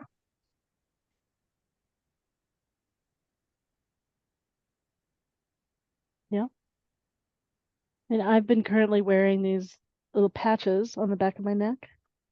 And they're just a piece of plastic that has ridges, and supposedly the ridges work through the neurons in my skin to impact my brain. I don't know if it impacts the way my brain interprets or responds to signals, but I think it was having all kinds of other energy impact that I don't understand. Even if it has some placebo effect, it doesn't matter to me because I know that I feel so much better with it on. So fortunately, it's something that's not expensive that allows me to move more and not feel pain. And, there are other patches that do other things. And we don't understand all of how these work. We just know that they seem to work.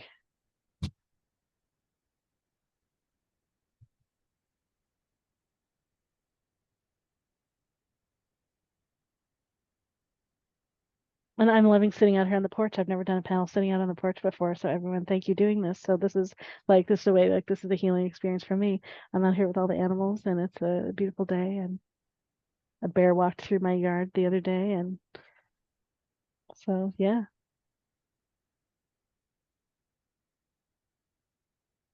Yeah, and Shen, right, just it's not my neck. No, it's my whole body. So, yeah, so it's impacting my whole body, and it just needs to touch me somewhere on the skin is the idea.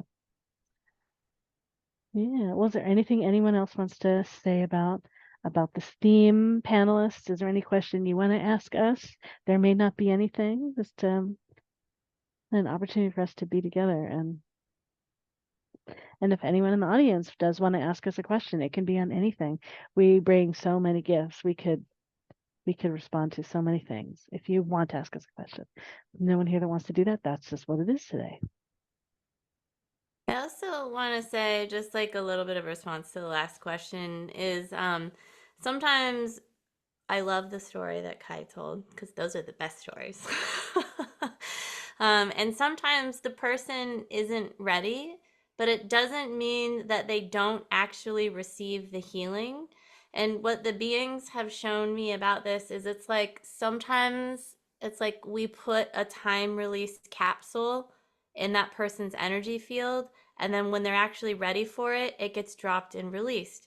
And I don't care that that person is like, oh, Galactic Ashley did that, because it could be 7 months from now.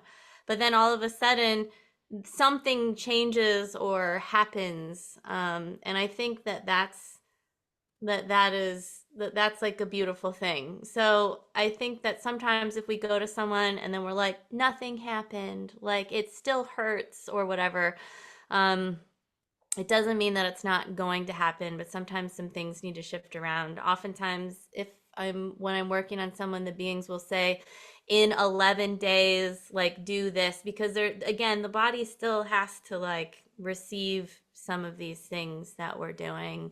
And sometimes they'll give some loose time zones or timelines. And another thing that I've noticed is we can have a new awareness, and the beings will always say, stay with your transformed self, because we're kind of like vibrating in a new way, but the old pattern is still there. And so sometimes I feel like it takes a little bit of a conscious effort to just stay with the transformed self. Like, I know that's how I would normally respond, I know that my body kind of wants to respond that way, but this is sort of the new way of being, and to just sort of stay in that new vibration for like a few times until you're like fully kind of embody it.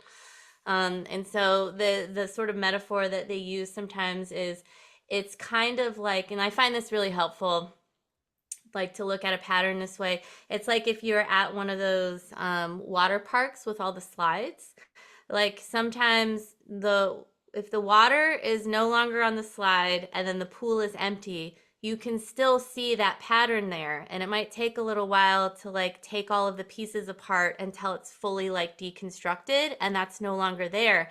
But it's nice to know that that pattern is there, because I feel like it helps with recognition and being able to watch the deconstruction of that pattern, and still holding like this new way of being. I feel like that's to me, it feels a little bit more grounded and less sort of I'm not going to use that word because that's a psychological term. But it just feels sort of like less chaotic, less scary, because you can kind of like feel or see the process kind of happening without, it just feels less scary. There's no like splitting, or there's a little bit less fear, and to kind of like watch yourself and to be able to just stay with your transformed self and to just kind of like consciously hold on to that, I feel like is really helpful.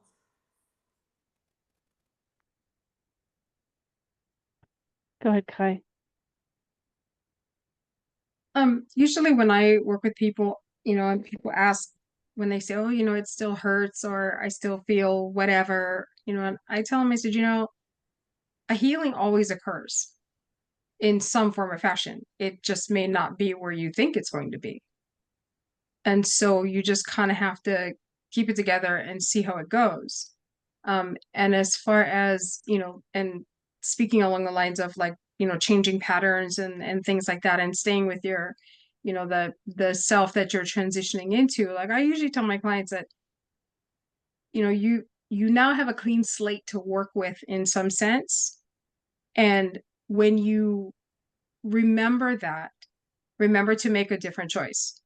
So whatever if you recognize that you have this pattern, then understand that you don't have to follow that pattern, that you can consciously or unconsciously make a different choice.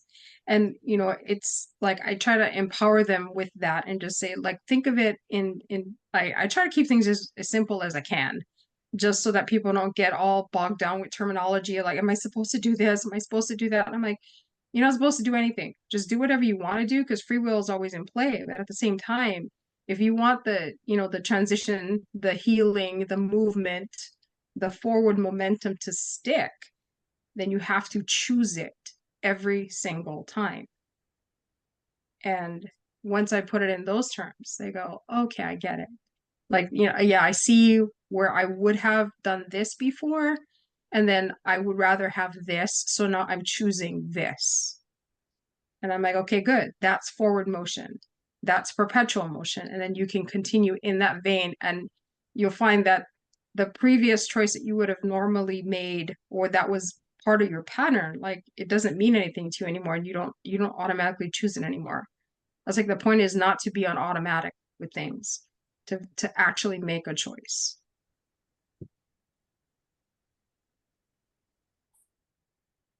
It's to establish new grooves instead of being focused on filling in the ruts. And yet the ruts we come across, we can still come across them, and it ends up being an opportunity to remind ourselves, like, oh no, I recognize that was definitely my rut. I don't need to drop down in it. I can refocus on that groove that I was establishing, that felt so good, that was actually creating with my senses the new buttons inside of me, buttons and levers. The ruts definitely had buttons and triggers where those that was referred to, somebody push your buttons, or someone triggered you, or something triggered you.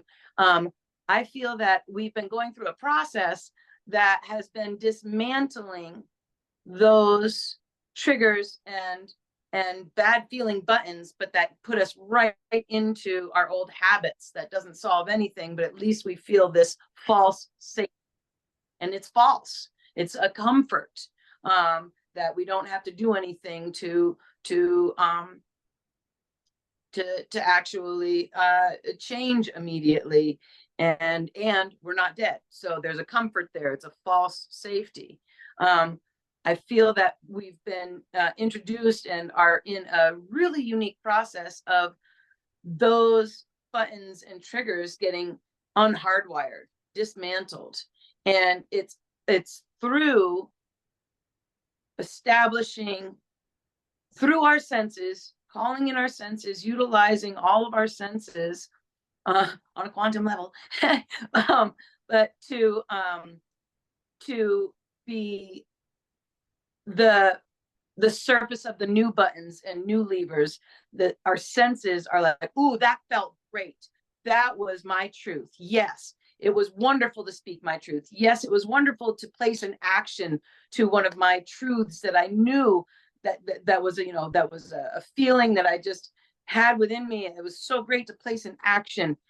All of our senses are getting to participate, and they are actually establishing these new inner buttons to be pushed, and they're the feel-good buttons, and they do release endorphins and dopamine and serotonin, and we are able to have that practice where our senses get to participate and get to weigh in and create new memories and recognize higher vibrational experiences that we do want to be a part of again and again and again. And it brings in one of the laws of the universe, that vibration attracts similar vibration, and feeling is the same as an action.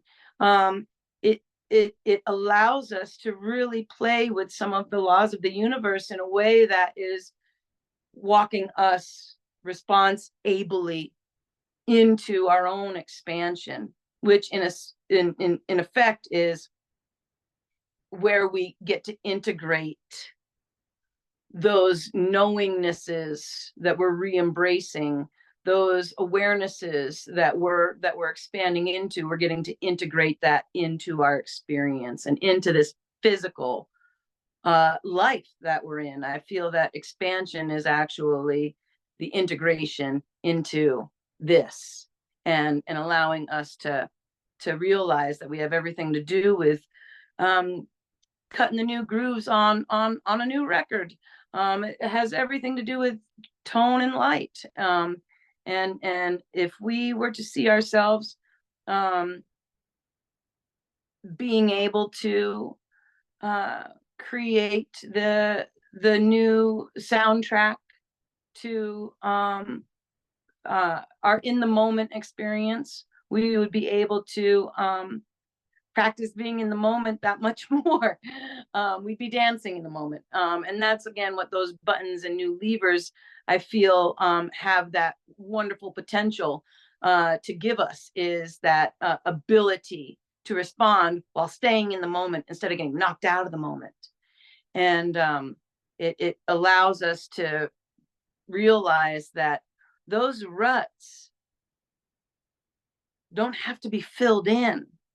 We will recognize them. All of our senses will totally recognize them now a mile away. If we've been doing the work, it will recognize them. We don't have to be fearful of falling back into it. We'll recognize them. And even if we do trip back into a rut and find ourselves, kind of being guided like a wagon wheel,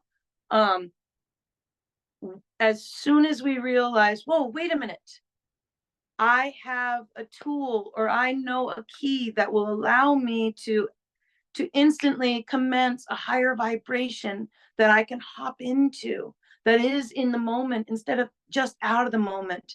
We can then leave our shovels behind and leave that whole notion that we have to repair and fill in.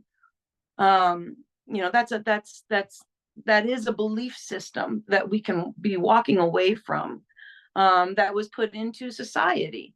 It's not necessarily our belief system that we have to be responsible for to dismantle.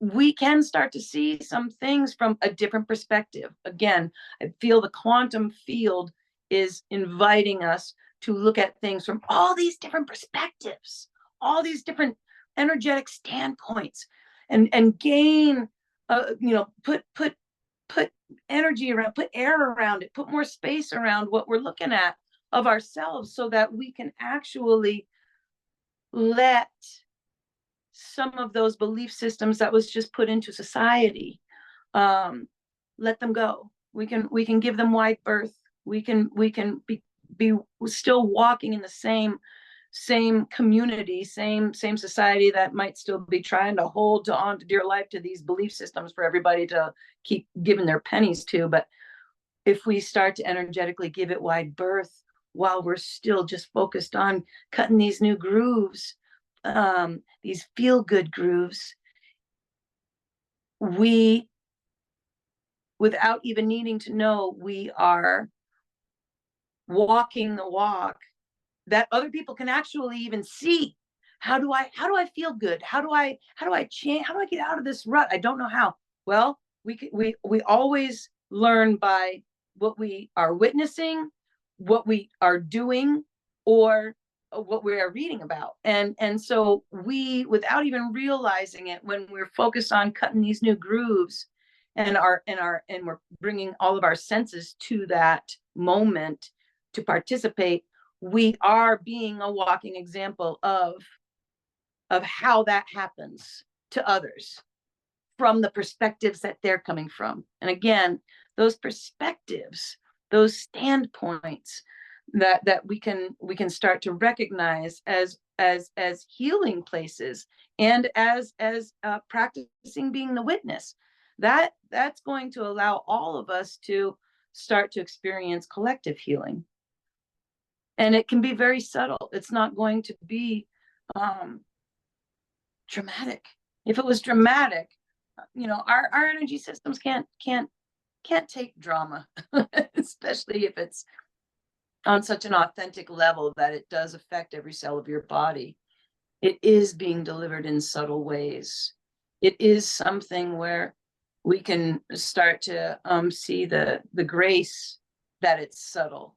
Because I do want to be able to handle it when the activities of my soul's intent start to ripple. I want to be able to handle it when that ripple comes into a full revolution of that spiral. Thank you. Now, one little bit I wanted to add it on to what you're saying is that if we aren't able to step into a choice, a conscious choice of a new way, we can also, if we don't know how to step into, we can choose to step out of. So an example that one of my teachers used to use, and they would use a ball, but I have this, so I'm going to do it with this, is to practice letting go. So literally, pick up the thing and practice letting go. So we're practicing releasing. So it's a symbol of like all kinds of ways we might be holding on and getting used to that letting go and what that feels like. The being in the mystery, being in the spaciousness, being looser in us. Lorelai, And would you apply that? Sorry, I didn't mean to interrupt, but I have go a ahead. question. Like, would you take the ball, and if there's like a relationship or something specifically that you're trying to let go of, would you like sort of put that intention in the letting go? Like, is there a I next think you step? can. You can do it with a Okay. very specific thing like that. Yeah. All right. But That's just the cool. letting I go, like like it. some people hold so tightly. And so just getting used to just letting go and dropping, like they're so used to being so overly responsible, so just letting it go and get that feeling. And yeah, definitely can be with something. Like a way I do that practice too is changing our attention. So if I'm used to over focusing on certain things or stressing, anxiety, what's something pleasurable, and how I put my attention on something pleasurable, and something else pleasurable. That's a core skill that we're never really taught, what we put our attention on, or just simply change and the change, navigating change. It can be simply what we put our attention on, what we allow our visuals or our hearing to go to. Just practicing having more fluidity around that. And another thing that came up listening to Nicole is, I don't remember exactly where it showed up for me and what you were saying. It's kind of related to that. It's the grasping for something holds us tight and like leaves us less open for what's here. Like one of those ways for manifestation for me is it's being in the dance with what is and what I want. So I'm in this flowing open. So more stuff could show up. I can notice it when it shows up. I can engage it when it shows up. So to me, the unchoice is also super helpful.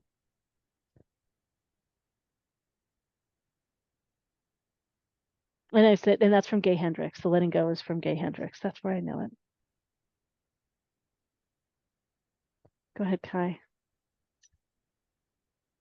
Yeah, no, sometimes people forget that not making a choice is also a choice.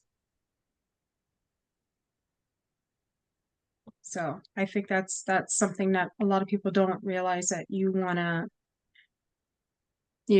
think about it. It's like, oh, I have to do this or I have to do that. It's like, well, actually, you don't have to do either, but there are consequences to everything, regardless of whatever it is. So make sure that whatever choice you make, you can live with the consequences of not having made the other choices, or for making the choice you made. That's all that is. It's just a matter of like consciously looking at, okay, whatever the choice you make, even if you make no choice at all, there are consequences that you'll have to face, and you just need to figure out what you're willing to live with. Right there, butterfly wings. Yeah, everything. Whether the butterfly flutters or doesn't flutter, right? All this impact of that. Oh, all right. Well, practitioners, I'm wondering about starting to close up if there's nothing else that's bubbling to the surface and no one's wanting to ask a question. I put your information in the chat again. And if we are going to close up, just make sure that when you go around, definitely give all your contact info and talk about your specials so the people here can take advantage of your specials. Yeah, practitioners, is there anything else you want to share about where we've been exploring today. And those of you in the audience, if there's any other general question that you want us to address, now's your chance. This will be made available for a recap. I put that in the chat a moment ago. Let me put it in again. I think that it right there. Yeah, so the bottom. So we have a YouTube channel. MeWe Fairs has a YouTube channel, and it will go right there. Oh, your audio is borked. Sorry about that. Yeah, you can. If you can hear me say this, you can go back and watch a recording of today's conversation. All right. Well, it sounds like nothing is coming up at the moment. Right. Mercury and the entertainment of all the planets and all the things. Well, let's go around again then. And so reintroduce yourself. Go ahead and say all of what you do. Say how people can get in touch with you. If you have a special, say your special. So the people here definitely know what it is and people listening can find you and reach back out. And so the order we went in, I think, was Christina, Kai, Nicole, Galactic Ashley, Drea, and me. So go ahead, Christina, and I'll put your information in the chat right now. Thank you. Yeah, so thanks everyone for the panelists. I learned a lot. It was nice holding space with you. Thanks for everybody coming. Again, my name is Christina Becker. I do intuitive energy healing, intuitive reading, galactic Akashic records reading, and Reiki trainings. And you can reach me at christinabecker.com, and my website is christinabecker.com. And I have a 20% off for those who came to the panel today. Thank you. And you have to book by September Fine. 8 in order to take advantage of that opportunity. So, You know better than I, so what would I do without you? and all the information on how to do that is in the chat. We're working with Christina. Kai is next. Hi, I'm Kai. Thanks for coming, everybody. I'm a Hawaiian kahuna, which is the Hawaiian version of a shaman. You can reach me primarily through my website, which is handsonfire.buzz, B-U-Z-Z. Best way to get a hold of me is with my email, which is wakai66@hotmail.com, and that's on the chat as well. My event special is you can get 20% off my audio course, which is Protecting Yourself with Energy, by using the promo code MeWe 2024 on my checkout page at my grab mode shop. If you have any questions that you want to shoot me on my email, go for it. I'm always open to answering questions. And yeah, my primary specialty is removing negative energy from people, places, and things. Great. Thank you so much, Kai. Next is Nicole. You can get a hold of me. You can give me a call, but my website is www.thealtargirl.com, ALTERGIRL. And on my website, it goes through what a soul voice attunement is. It is a clear channeled activation, healing, or reading that allows all the energetics that have been with you to step in and assist you where you are currently in your journey. And even more so, what occurs is your soul's truth ends up being in its expanded original form, and the energies that have witnessed that also chime in and allow you to comprehend your purpose more, allow you to comprehend your landscape in a way where after the reading, you are in a new reality, allowing yourself to just comprehend life in a way where there wasn't so many restrictions. I'm offering a personal guided meditation to bring you through to the next equinox, from this one to the next one for 1:30. Although my readings and activations are handled in a way where I trust that your soul knows the value that it receives in the reading and is able to exchange that with me. Your soul will never put you out. In fact, it's quite the opposite. And your soul knows what is optimally beneficial. And that establishes a practice of trust in you. For when your soul sees that action placed of the value that it received in the reading, you'll hear your soul voice, And when your soul sees that action placed, there is an establishing of trust within you that feels so wonderful that it actually restarts that intimate conversation, or that constant conversation within yourself, and allows you to realize that that is the first and foremost bond, to to start and end with, basically.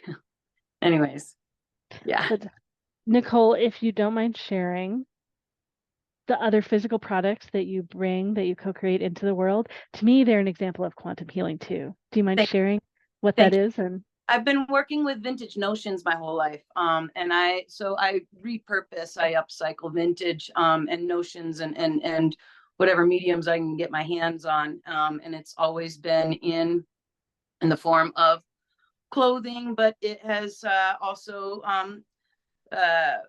bleeded into, I've been making a lot of sacred mats, tarot spread mats, crystal pouches, just fabric holds vibration. The kind of fabric that it is, but also the people that wore them.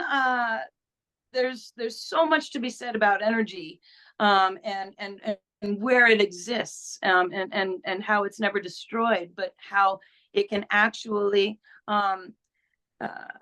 multiply. Similar to crystals, it can actually multiply the intent or its abilities. And so for the longest time, I've been making slip dresses for women. It's actually a fashion that needs to be accessorized. The dresses needs to be accessorized, and so it's a fashion that I've been creating for a long time now. And I realized that they're tools for women to embrace their own sensuality. And when that is, and when we have the tools, and when we have the tools around us and on us, and proverbially on our, in our tool belt on our waist, it's amazing how fluid we can become with our truth in physical form. So what I've also been working with essentially my whole life is the energy of different textiles, and really allowing those energies to alchemize and reflect how we can be turning into a diamond. that's great. That's great. So similar, we're going to Galactic Ashley next, and Galactic Ashley's art does related things too. Oh, that's awesome. I also love textiles, and I'm not a textile person, but I love working with them and the power that is in them and all the healing that can be available in them and the patterns. So I'm Galactic Ashley. Still Galactic Ashley.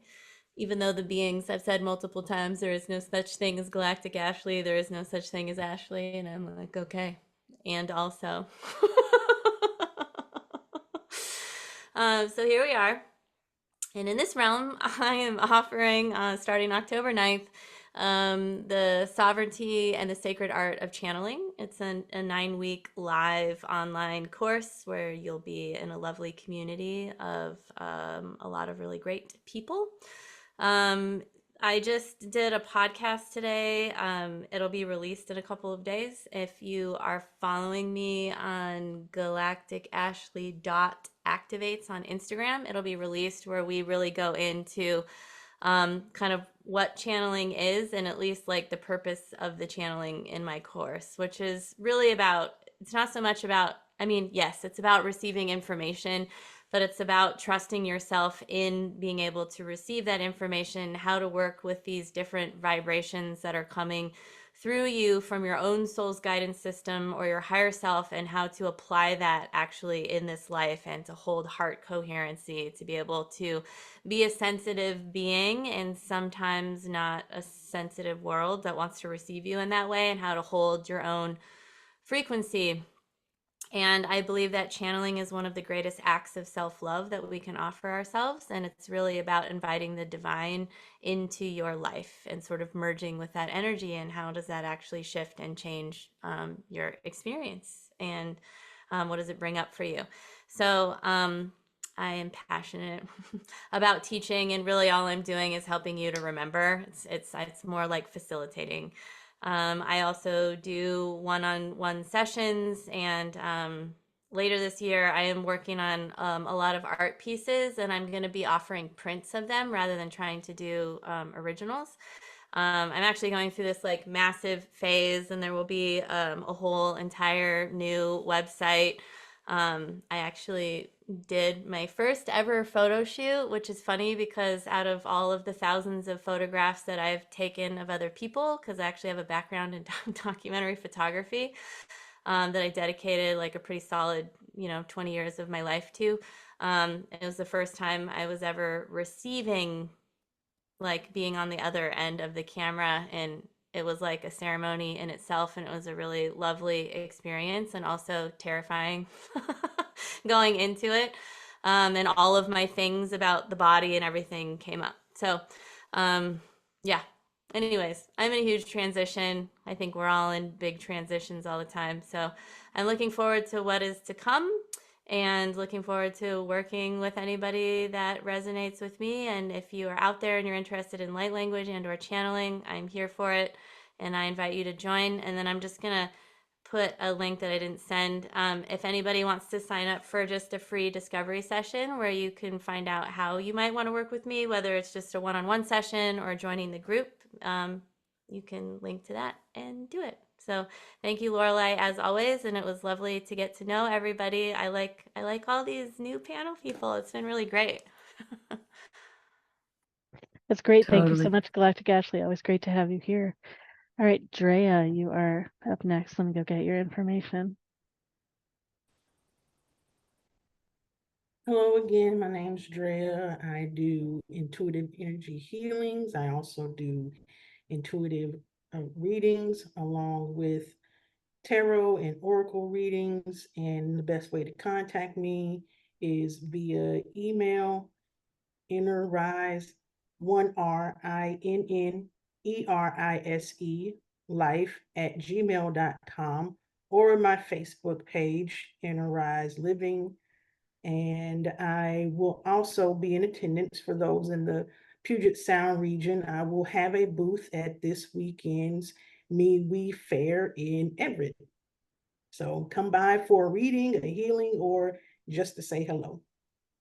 That's great. And maybe if this is okay for you, do you mind saying just a little bit about ancestor veneration and the energetic impact that that has for you? Because that's an example of quantum healing, of something that you do with yourself, and just like so people have an awareness of what it is. Do you mind sharing? No, not at all. So ancestral veneration is actually something that is done around the world, across all cultures. So you don't have to have a specific background or anything like that to venerate your ancestors. And the process isn't worshiping them in terms of they're a deity, but it's just connecting with them and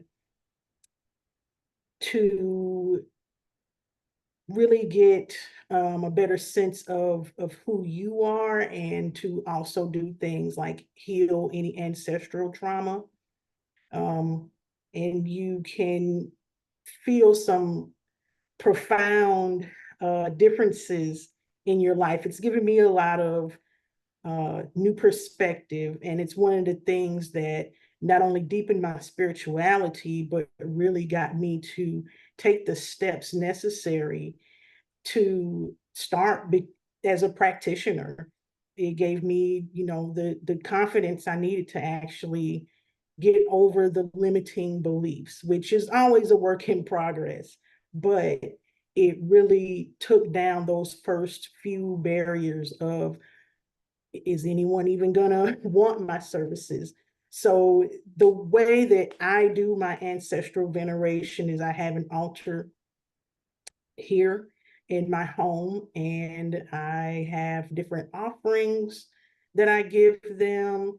but you can do it any way you wish. Just remember the key thing of being respectful to your ancestors, and to be open to connect with them, and ancestors that you may not have even known in your lifetime can and will show up for you. I have ancestors I never met before, um, who I have started to venerate. They just made themselves aware through my intuition, and I put a place on them for I put a place for them on my altar, and they are absolutely the best to work with because they want to help you, and sometimes they come to you for help.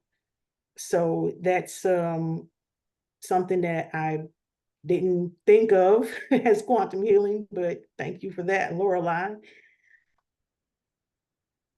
You're very welcome. Yeah, thanks so much for sharing. And we got lots of comments and things coming through the chat. That's great. And I'm Lorelei Shimayo. I'm an intuitive eye reader, body psychology coach, and matchmaker. I do private sessions where I typically am reading your eyes and giving you feedback on everything I see in your eyes. I often look at photos of your parents and any other caregivers. And if you want to look at relationship stuff, I look at people that are in your life now. It could be, you know, your personal life, your kids, your parents, your partner. It could be colleagues, people that you manage, all kinds of different things. Or if you're interested in finding a soulmate, I'd love to see photos of your exes. I look for themes and patterns in your exes and your parents and you. I think that people with similar eyes, similar souls are soulmates. So I think we have lots of soulmates. And my journey with matchmaking is typically to help soulmates find each other or to get us closer to being with soulmates. And if you're able to be attracted to people that have similar souls, then I go looking for people with a similar purpose. Our soul aspects of our souls point towards our purpose, and then there's a variety of purposes that we have. Even though our talents, I don't know, talk about what we value, what we contribute, and then the flavor of the purpose is different for different people. So finding even of those of our kind of our soul group, soul family, the ones that are even more aligned in purpose.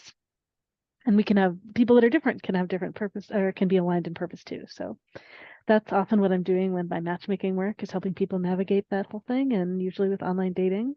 And I love answering questions about people. When I look at someone, when I look at a photo of someone or a video of someone, I pick up so much. There are the specific archetypes that I pick up, and just being able to look at them and feel their energy is a way I access so much. And it's great fun for me. I like each one is an experiment of like, okay, what can I get? What can I see? And, what will land and what will be meaningful. And my partner's currently on a trip in Canada, helping lead a kayak class, which is why I'm all over the house these 2 weeks. It's kind of fun.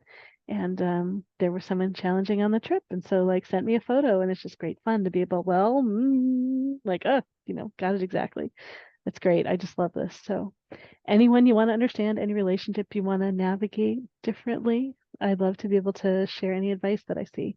You can find out more about my readings and what I do at intuitiveeyereading.com. And if you want to schedule time with me, I do 20 minutes for free. Schedule Lorelei.com. So schedule and then LAURELI.com. And a big part of what I do is running all these different events. So MeWe Fairs events. So MEWEFAIRS.com. Someone was asking in the chat, do we run a fair every week? And well, sometimes we do. So this coming weekend, we're going to be in Everett, Washington for the first time. That's north of the Seattle area, the north side. And then, so that's September 7, 8. We'll be in Everett at Angel Little Winds Arena. And then September 13, 14, and 15. So Friday, Saturday, Sunday, we're going to be in Portland, Oregon. So that's in a week and a half. And then 2.5 weeks, we're going to be in Ashland, Oregon. So that's September 21, 22. And then the following weekend, I think September 28th, but I got to go look. We have an online fair. And in the middle of, goodness, how did I land in 2025 already? So on the 28th, we have one of our online fairs. So you can still connect with us here from wherever you are. And that online fair is going to be the new time. It's going to be from 3 to 8 p.m., 3 to 7 p.m. Pacific time. So that's 6 to 10 p.m. East Coast time, so a little earlier. And in the middle of the month, we're going to have on Tuesday, September 17, from 4 to 8 p.m. or 7 to 11 p.m. East Coast time, we're going to have our online business fair, where if you have a spirit-led business, you are an intuitive practitioner, vendor, or you have any kind of business that you want to engage in a more spiritual way, we have all kinds of practitioners that are offering their services to help you grow, improve, ground your business. So we got tons of offerings, more than one a week, and sometimes there's a fair every weekend. Oh yeah. Thank you so much, everyone, for being here. Thank you, practitioners, for being on the panel. Thank you, everyone, for exploring quantum healing together. And we've got more coming. So thank you so much. And So much fun. MeWeFairs.com. Yes. All right, great. And connect with the practitioners. This is part of what we do all together, is make everyone available. Meet new people so we can share what we do and grow and expand the world.